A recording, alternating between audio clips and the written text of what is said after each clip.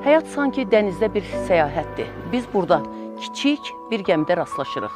Ölməklə sahilə çatırıq və ayrı-ayrı istiqamətlərə yönəlib biri-birimizdən ayrılırıq. Bunu Rabindranath Tagore yazırdı, məşhur Hind yazıcısı. Yeniyetməlikdə onun Fəlakət romanını oxuyub aylarla təsirindən çıxa bilməmişdim. Bugün sizə danışacağım bir ailə fəlakəti də əminəm ki, Tagore'un qələmində əməlli başlı bestseller olardı.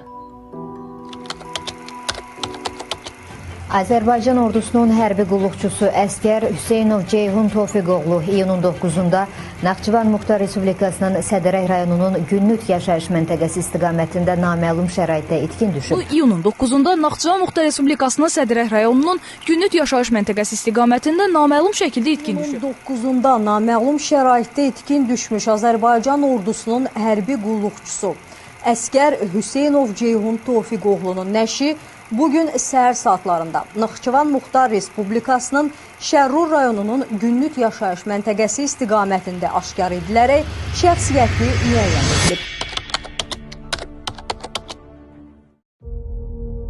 Ceyhun Hüseynov vəfat edəcək yaşda değildi. Onun həyatı hələ qarşıdaydı.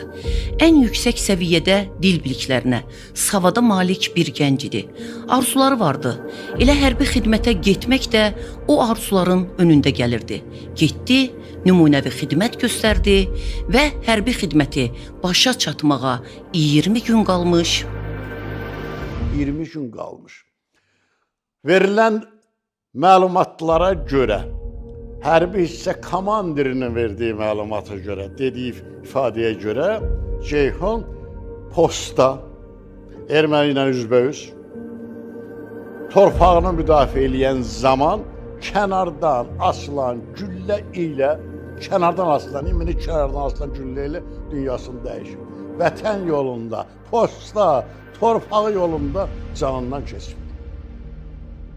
2024-cü il tarixdə erməni silahlı qüvvələri ilə üzbəüz döyüş postunda xidmətdə olarkən Ceyhun Hüseynov əskər Elcan Hüseynzadə ilə birlikdə xidmətdə olub və xidmət zamanı yağış yağıb, yağışdan sonra Ceyhun əsgər yoldaşına havanın çox yaxşı olduğunu, belə havadan ilhamlandığını bildirərək biraz açıq havada oturub, hava olmaq istədiyini demiş. Sonradansa Elcan Hüseynzadəyə hər hansı əmr və göstəriş olmadan hücuma keçə bilmədiyini soruşmuş. Elcan isə xeyr, əmr olmadan mən hücuma keçə bilmərəm demişdir və cavab olaraq da Ceyhun ona heç bir söz deməmişdir. Bir neçə dəqiqə sonra isə Elcan Hüseynzadə deməli döyüş məntəqəsində olarkən həmin vaxt mərhum Ceyhun Hüseynov döyüş postunda, yəni bayırda olmuş, tam silah sursatla təchiz olunmuş vəziyyətdə. Bu vəziyyətdə Elcan səs eşitmiş, əvvəlcə səsinin nə olduğunu başa düşməmiş, sonradan isə ona məlum olmuşdur ki, atəş səsi gəlir. Atəş səsini eşidərkən dərhal bayıra çıxmış və görmüşdür ki, növbə yoldaşı, döyüş yoldaşı Ceyhun Hüseynov yerində yoxdur. Ermənistan silahlı qüvvələr istiqamətində, onların postları istiqamətində hərəkət edir və dayanmadan atəş açır. Həmin elə şahidlərin deməsinə əsasən mərhumun atəş səslərindən sonra qısa bir fasilə yaranmış və bir tamam fərqli atəş səsi gəlmişdir. Həmin şahidlərin Elvin Zeynalovun və Vüqar Qocayevin dediyinə görə bu sonuncu atəş digər səslərdən kəskin fərqlənmiş, hava yarma səsi ilə müşahidə olunmuş və sanki uzaqdan atılan snayper atəşinə oxşamış. Həmin atəş nəticəsində də mərhum Ceyhun Hüseynov yıxılmış və öldürülmüşdür.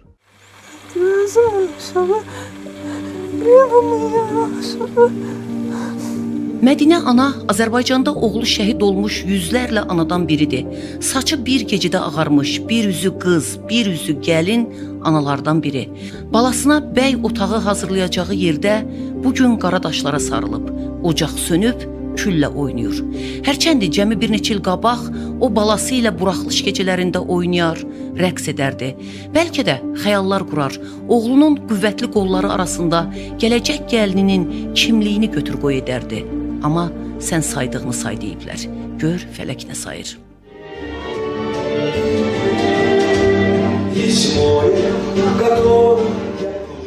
Ordubadın Gəncə kənd məzarlığında 2 şəhid uyuyur. İkisinin də adı Ceyhun, ikisinin də soyadı Hüseynov. əmi və qardaş oğlu. Əmi 19 yaşında şəhid olub, qardaş oğlu 25 yaşında. Hüseynovlar ailəsinin itkisinə bu kənddə hər kəs ağlayır, amma heç bir göz yaşı Səhraya ananın dərdini yuyub apara bilmir. Oğlu Ceyhun 1994-cü ildə Talış kəndi uğrunda gedən döyüşlərdə qəhrəmancasına şəhid olub. Sonradan böyük oğlu Tofiqin balasına Ceyhun adı verəndə belə zənn etmişdi ki, balasının qoxusunu nəvəsindən alacaq. Təəssüf ki, hər iki Ceyhunun taleyi oxşar oldu. Sanki anaları onları vətənə qurban vermək üçün dünyaya gətirmişdilər. Qardaşım şəhid olanda mənim 13 yaşım var idi. Qardaşımızın ikisi bizim ailəyə bir qürur gətirdi. Bizim qardaşlar arasında daha da bir mehribansılığa səbəb oldu. Artıq biz qardaşın nə olduğunu daha dərindən dərk elədik. Şəhidliyinə bir gün əvvəl müsabiqə vermişdi. Bütün cavanları, bütün xalqımızı mübarizəyə şəkləmişdi. Onun sabahsı günü onun şəhadət xəbəri gəldi. Cəmi 19 yaşında. Allah ruhunu şad eləsin. Bu firavanlığı, bu əminamanlığı onlar bizə bəxş eləyiblər. Biz onunla fəxr eləyirik. Şəhid ağlamaq lazım deyil ki, şəhidlə öyünmək lazımdır. O bizə fərəh gətiribdir. O bizə baş ucalığı gətirib. Bizim başımız da onunla fəxr edirik. Elə bu yüksək keyfiyyətlər onun qardaşı balasında da var idi. Ceyhun balı, Tofiqin oğlunda. O da erməni gülləsinə tuş gəldi. O da əmisinin qisası ilə yaşayırdı. O arzularla yaşayırdı. Ceyhun dünyaya gələndə ata-ana kəlməsinə həssas olan ailə sevindi. Çünki ailənin ilk övladı idi. Şəhid Ceyhunun adını qoydular ki, bir tarixi, bir ömrü, bir niskilli ömrü tamamlasınlar. 99-cu ildə dünyaya gəldi. 3 yaşına qədər Moskva şəhərində yaşadı. 6 yaşında Bakıda Bakıxanov qəsəbəsində 252 nömrəli məktəbin 1-ci sinifinə qəbul olundu. Onu deməliyəm ki, 4 il bu məktəbdə oxuyan Ceyhun sizi 4A sinifinin son zənc mərasimində salamlayırıq. İmtahan verib, özəl türk liseyinə daxil olanda məktəbin direktoru Abbasqulu müəllim Ceyhunun məktəbdən getməsi haqqında qərar vermədi. Ceyhun 1-ci sinifdən iti fəhmi, gözəl zəkası, dərin biliyi, ağlı, humanizmi və insanlara olan səmimiyyəti ilə məktəbdə o qədər hörmət qazanmışdı ki, Ceyhunu məktəbdən buraxmaq istəmirdilər. Hətta onun atası Təhsil Nazirliyinə müraciət edərək Ceyhunun məktəbdən liseyə keçməsi haqqında kömək istədi. Və ondan sonra 9-cu sinifə qədər Ceyhun Türk liseyində təhsil aldı. Bu liseydə təhsil alarkən o yarışlarda, olimpiyadalarda iştirak edirdi. Olimpiyadalarda uğurlu nəticələri ilə çıxış edirdi.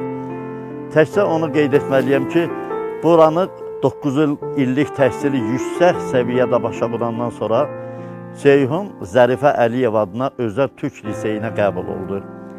Və o illərdə Türkiyədə beynəlxalq müsabiqə keçirilirdi. Ceyhun həmin müsabiqədə 16 dövlətin iştirak etdiyi 350 nəfərin qatıldığı müsabiqədə coğrafiya fənni üzrə 1-ci yeri tutub qızıl medal və əlavə olimpiyadaya qoşularaq İngilis dilindən və riyaziyyatdan 2-ci yer tutaraq gümüş medallarla təltif olundu. Bu, bir müsabiqədə istedadlı bir gəncin, Ceyhunun qazandığı uğurun, mən deyərdim, bəlkə də ən gözəli idi. Başlanğıcı demərəm, çünki Ceyhun 1-ci sinifdən 11-ci sinifə qədər onun gündəliyində 1-4 olmayıb. Hamısı 5 olubdur. Ceyhun təminatlı ailənin övladı olub, evin ilkini yağ çində böyrək kimi bəsləyiblər. Bəlkə də desəydi ki, hərbi xidmətə getmək istəmirəm, ailəsi bu arzusunu gözündə qoymayacaqdı. Amma Ceyhun hərbi xidmət üçün özünü fəda edənlərdən idi. Onun gözü qarşısında 19 yaşında şəhid olan əmsi Ceyhunun obrazı vardı. İkinci bir tərəfdən hədsiz vətənpərvər idi. Uşaqlıqdan onu belə böyütmüşdülər. Şəhid olmaq, vətənə qurban getmək ruhunda.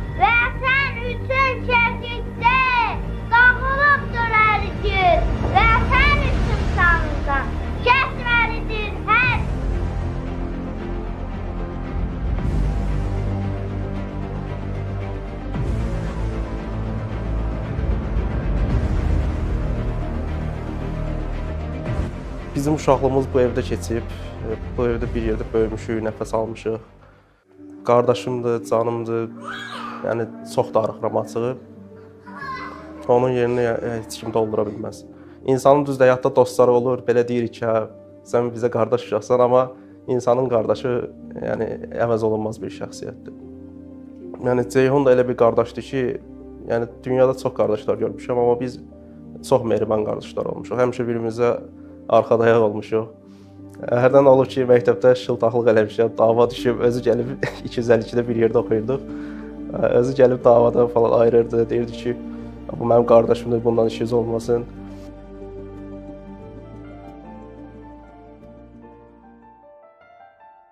Mən ömrümün böyük hissəsini qardaşımın evində yaşamışam. Ona görə də Ceyhun demək olar ki, mənim gözümün qarşısında böyüyübdür. Ceyhun həm mənim qardaşımın balası, həm qardaşım, həm dostum olubdur. Biz uşaq olanda o da riyaziyyatdan olimpiyadalara falan gedirdi. Mənim riyaziyyatım o qədər güclü olmurdu. O özü müəyyən imtahan kağızları hazırlayırdı, belə deyək. A4 vərəqlərində məni sorğu-sual edirdi. Sorğu-sualı mən yaxşı eləməyəndə biraz əsəbləşməyi olurdu. Amma indi başa düşür ki, insan o şeylərin insan həyatında nə qədər rolu var.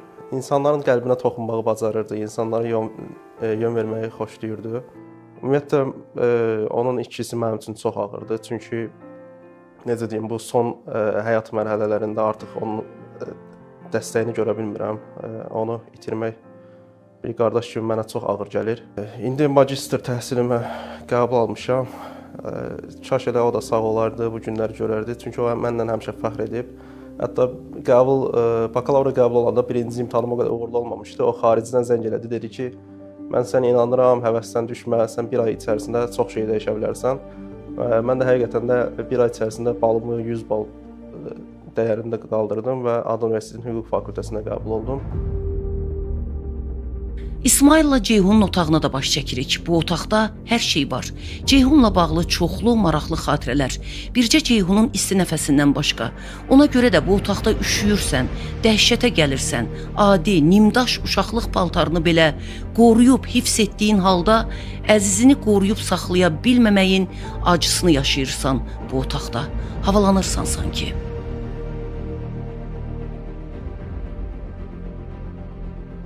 Ümumiyyətlə, onun incə ruhu da var idi. İncəsənətlə çox yaxından maraqlanırdı. Musiqi, ümumiyyətlə, kurslara getməmişdi, nə rəsmdən, nə musiqidən. Amma rəsm qabiliyyəti də, əmək qabiliyyəti də məndən yaxşı idi. Bəzən rəsm çəkə bilmirdim, albomu aparıb verirdim ki, bu rəsmləri mənim üçün sən çək. Məndə o bazarlıq yoxdur da. Elə gözəl çəkirdi ki, müəllimlər belə həsəd vardı ki, İsmail, sən bunu necə çəkirsən? Mən də deyə bilmirəm ki, bunu mənim qardaşım çəkir. Hər tərəfli bir insan idi. Yəni bir melodiyanı duysun, onu pianoda ifa etməyi bacarırdı. Halbuki heç bir piano dərsi almayıb. Heç o notalarla işləməyi də bilmir ki, do, re, mi, fa, sol, la, si bunlar nədir? Nə olan şeylərdir? Heç biri ilə maraqlanmayıb. O uşaqlıqdan diplomat olmaq arzusunda idi. Balaca ağıl dəryası bu iddiasını televiziya proqramlarında da həvəslə dilə gətirirdi. Ölkəmizi hansı ölkədə təmsil etmək istəyirsən? Hər hansısa bir şərq ölkəsində. Niyə nə şərq ölkələrindən birində? Çünki mənə elə gəlir ki, şərq ölkəsi daha məqsəd uyğun olar. Niyə məqsəd uyğun? Digər ölkələr. Yəni mənə elə gəlir ki, Çin gələcəkdə ən güclü inkişaf etmiş ölkə olacaq.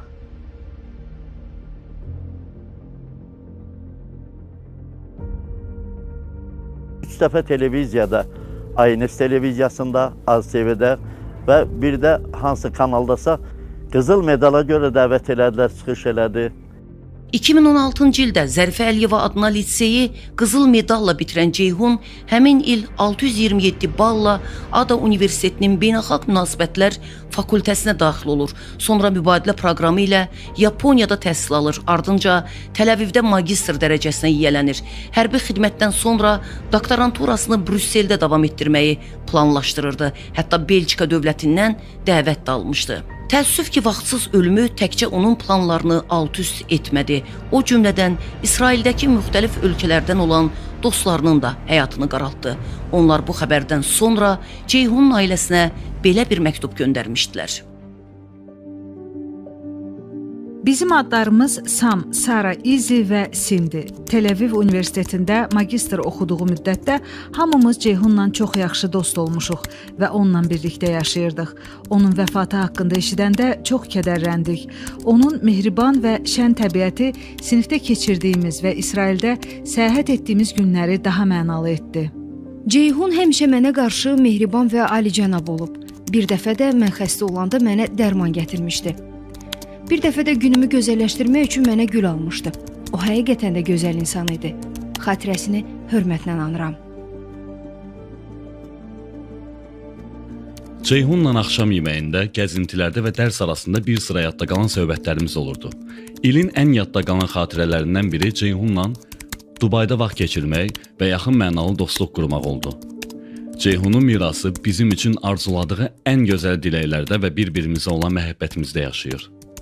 Onun xatirəsini əziz tuturuq. Teologiya, din və fəlsəfə ilə bağlı söhbətlərimiz mənim üçün çox dəyərli idi. İslam dini haqqında ondan çox şey öyrəndim və onun öyrənməyə və öyrətməyə olan həvəsini heç vaxt unutmayacağam. Ceyhun dostlarına qarşı həqiqi sədaqət hissinə sahib idi və bizə həqiqətən qayğı göstərirdi. Bir dəfə onunla uzun bir gəzintiyə çıxdıq və müxtəlif inanclar, dünya görüşləri haqqında danışdıq. Onun açıq fikirli olması bizim yaxşı dost olmağımıza səbəb oldu. Ailəsinə ən xoş arzularımızı göndəririk. Ceyhun həmişə ürəyimizdə, düşüncələrimizdə və xatirələrimizdə qalacaq. O həqiqətən möhtəşəm bir insan və dost idi. Onunla keçirdiyimiz vaxt bizim üçün çox dəyərli idi. Ceyhunun Azərbaycandan gətirdiyi çayı içərkən onu xatırlayırıq. Sara, Sam Amberson, Sind Sivyan, Isabella Yerger.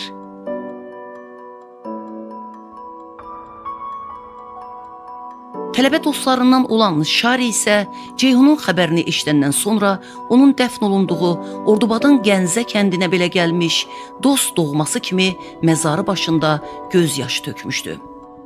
Tel-Aviv Universitetinə gəlincə, sevimli tələbələrindən olan Ceyhun Hüseynovun vəfatı ilə əlaqədar onun xatirəsinə təqaüd proqramı təsis edib. Universitetin münaqişələrin həlli və vasitəçilik üzrə beynəlxalq magistr proqramının direktoru Korey Gil-Schuster bu haqda belə deyir. Ceyhun 2022-ci ilin oktyabrından 2023-cü ilin avqustuna qədər proqramımızda tələbə idi və bildiyimə görə bu proqramda Azərbaycandan olan ilk tələbə idi. O, proqramımızı çox sevirdi. Gözəl, mehriban, şirin insan idi Ceyhun. Ayrıca İsraildə qalmaq fikri də vardı. Lakin ölkəsinə xidmət etmək onun prioritetlərindən biri idi və hərbi xidmətə getdi. Ceyhun sadəcə tələbə deyildi. O, böyük missiyası olan insandı. Onun məqsədi və missiyası xalqlar arasında sülh və qarşılıqlı anlaşma idi. Bildiyim qədər o, ordudan dərhal sonra doktoranturasını davam etdirməyi planlaşdırırdı. Onun ölüm xəbərini hadisədən 2 həftə sonra sinif yoldaşlarından öyrəndik. Hamımız şokdaydik. Onun adı və ailəsi üçün vacib bir iş barəsində düşündük. Əvvəlcə nə edəcəyimizi bilmirdik. Sonra mən onun adına təqaüd verilməsini təklif etdim. Çünki o sülh yaratmağa, insanları anlamaq üçün bir araya gətirməyə çox sadiq idi. İndi Ceyhunun işini davam etdirmək istəyən hər kəs bu təqaüd üçün müraciət edə bilər. Proqram münaqişələrin həlli sahəsində fəal işləyən və ya özlərini bu sahəyə həsr etməyə can atan tələbələr üçün $5.000 qədər pul almaq imkanı verir. Qısası Ceyhun belə oğul idi. Yaşasaydı, Azərbaycanın adını göylərə ucaldardı. Kim bilir, nələr edərdi, nələr. Bəlkə də dövrünün ən gözəl diplomat olardı. Bəlkə də ən ədalətli məmuru, ailəsinin ən ideal kişisi, uşaqlarının ən gözəl atası, elə öz atası kimi. O atasına çox heyran oğul idi. Atası Tofiq haqqında belə yazırdı. Onun rütbəsinə çatmaq mənə hər keçən gün daha da imkansız görünür. Hər il böyüdükcə nə qədər az bildiyimi biraz daha da dərk edir, bu insanın qarşısında daha da əyilirəm. Artıq yaş gələcək, bəlkə bir vaxt öz övladlarım belə olacaq, bəlkə onlar da mən yaşa gəlib çatacaq. Mənsə hələ də bu kişini axtaracağam. Çıraqla. O mənim atamdır, ağamdır. Ataya münasibət bu ailənin qanından gəlir. Göydə Allah, yerdə ata. Hüseynovlara bu tərbiyəni aşılayan evin ağsaqqalı Tahir kişi olub. Şəhid Ceyhunun atası, Şəhid Ceyhunun babası. Bizdə ən saylı hərbi hissə var. Buradan 6 kilometr yuxarıda olsa da o dolayı yollarla qalxıb Hacı Tahirəmi ildə bəlkə 5 dəfə, 6 dəfə, 10 dəfələrlə hər dəfə onların əskərlərin sayı, yəni demirəm, kifayət qədər onları yeməklə, ərzaqla, geyimlə, yəni onları təmin etmək üçün bu insan zövq alırdı buradan. Ərzaq paylayanda özü xörəyi çəkib əskərləri yedirəndə deyərdi, mənim ruhum təzələnir. Öz övladı göz önünə gəlirdi. Bizim qardaşımız məscidimizi lenta aldı operatorumuz. Onun 50% maddiyyatın Hacı Tahirəmi ödəyib. Mən şahidim. Məscidin axundu kimi onun özü təkcə bura Aja kəndində, Ordubad oyundan Aja kəndində məscid tikdirib. İndi gör bizim məscidimizə nə qədər maddi köməklik eləyibdi. Bunun yolun onun oğlu Hacı Tofiq bu dəqiqədə davam elətdirir. Gördüyünüz bu yol Hacı Tahirəminin təşəbbüsü ilə çəkilib. Kəndin qəbristanlığında olan abadlıq işlərində, kəndimizdə gedən abadlıq işlərində və günəş bateriyası ilə işləyən yaşıl işıqlarla kəndin təmin olunması bilavasitə bu ailənin təşəbbüsü və onların nəticəsidir. Yəni bu ailə eyni zamanda xəstələrə kömək olub, çətində qalanlara, darda qalanlara kömək olub. Hətta bu ailə kənddə xəstə bir ailəyə Ordubadda özünün 2 mərtəbə, yəni böyük bir evini bir xəstə ailəyə hədiyyə veribdir.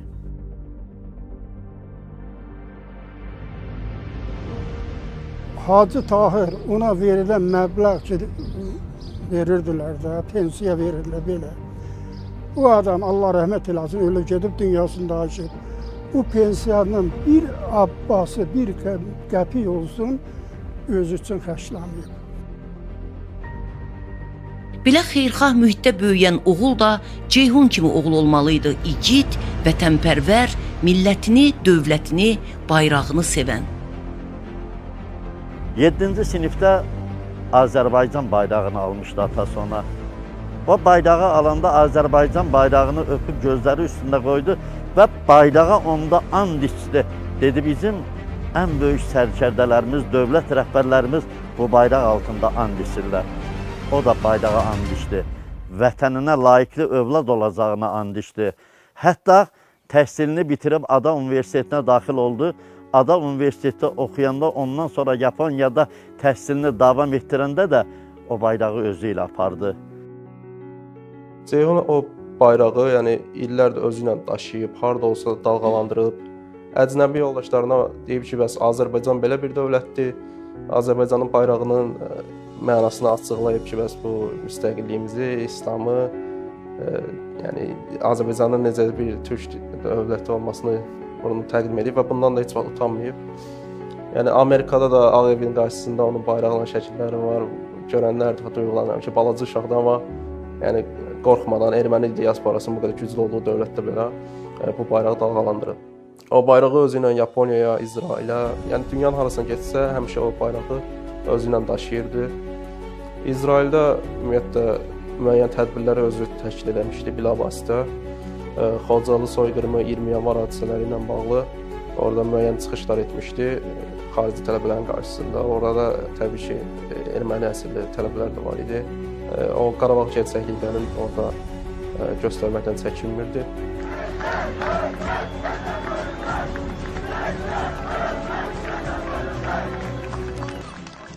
Cavanlar, gənclər ancaq vətənə məhəbbət, vətən qeyrəti tərbiyəsi alıblar. Onun bir səbəbkarı var.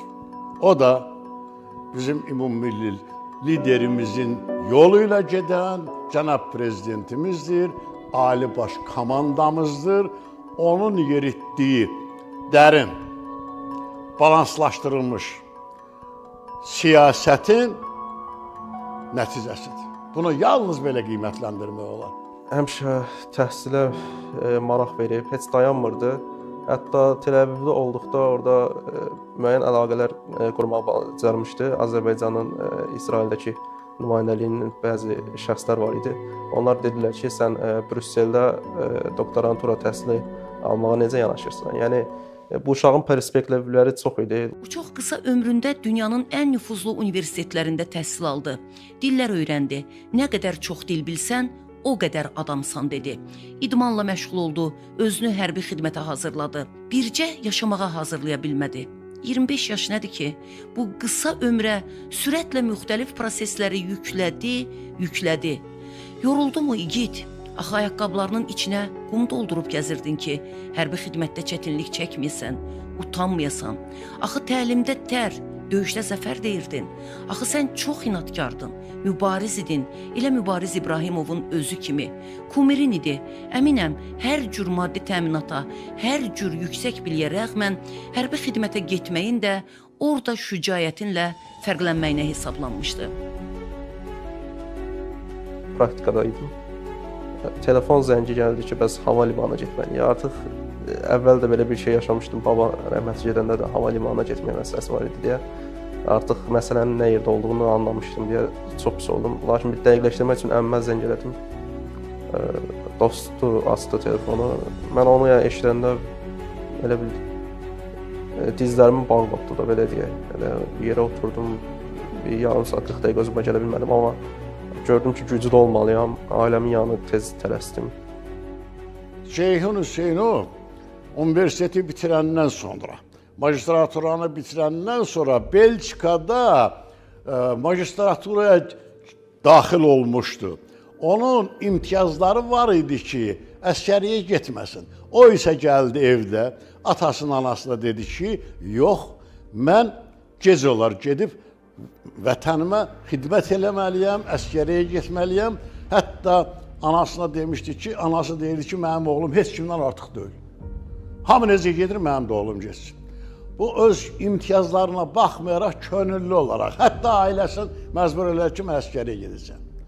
Getdi, özü də harada qulluq elədi? Ən ağır postlardan birində qulluq elədi. Dağın başında qulluq elədi. Erməni postu ilə üzbəüz 50 metr məsafədə qulluq elədi. 25 yaş bilirsiniz, insan həyatında birinci mikro yubileydir. Bu yubileyə filosoflar deyirlər, yaşamağa hazıram yubileyi, yaşamağa hazıram. Artıq mən hər şeyi əldə eləmişəm, yaşamağa hazıram. Rəhmətlik Ceyhun mübarizin yolu, mübariz yolunda deyərək hərəkət edirmiş və bu hadisə ilə bağlı əsgər Elcan Hüseynzadə dərhal aidiyyəti üzrə məruz edir. Məruzədən sonra hadisə yerinə Maxi Elvin Zeynalov və kapitan Vüqar Qocayev gəlir. Onlar gələnə qədər də mərhum dayanmamış, yuxarı istiqamətində, post istiqamətində hərəkət etmiş və daim atəş açmışdır. Bəli, sən mübariz olacaqdın, söz vermişdin. Anana da söz vermişdin ki, hərbi xidmətdən sonra evlənəcəm. Ağşəhərdəki bu yaraşıqlı mənzildə ağ günə çıxmağı planlayırdın. Əla zövqün vardı, gözəl dizaynerdin.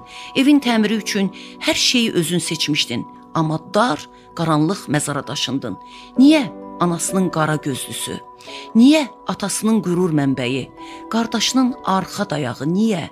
Niyə bacısının ağ atlı şahzadəsi, nağıl yox, gerçək qəhrəmanı, vətənin igid oğlu? Niyə? Bilmədinmi ölümün hər kəsi yandırıb yaxdı, ölkənin alisindən tutmuş, sadəsinə qədər hər kəsi. Bugün Hüseynovlar ailəsi Ali Baş Komandana, mənəvi dəstəyə görə Heydər Əliyev Fonduna, ADA Universitetinə, şəhid analarına, atalarına, qazilərimizə, hər kəsə minnətdarlığını bildirir. Çünki bu ağrılı, acılı günlərdə onlar sənin ailəni tək buraxmadılar. Axın-axın evinə gəldilər. Əminəm ki, ruhun onları gördü, hər kəsin sənin üçün yanan ürəyini də. Sən gənc yaşında çox şey qazandın igid. Həyata adadan başladın, cənnətdəki adada isə əbədi həyat qazandın. Məqamın mübarək olsun, şəhidim. Tanrı dağında görüşənədək.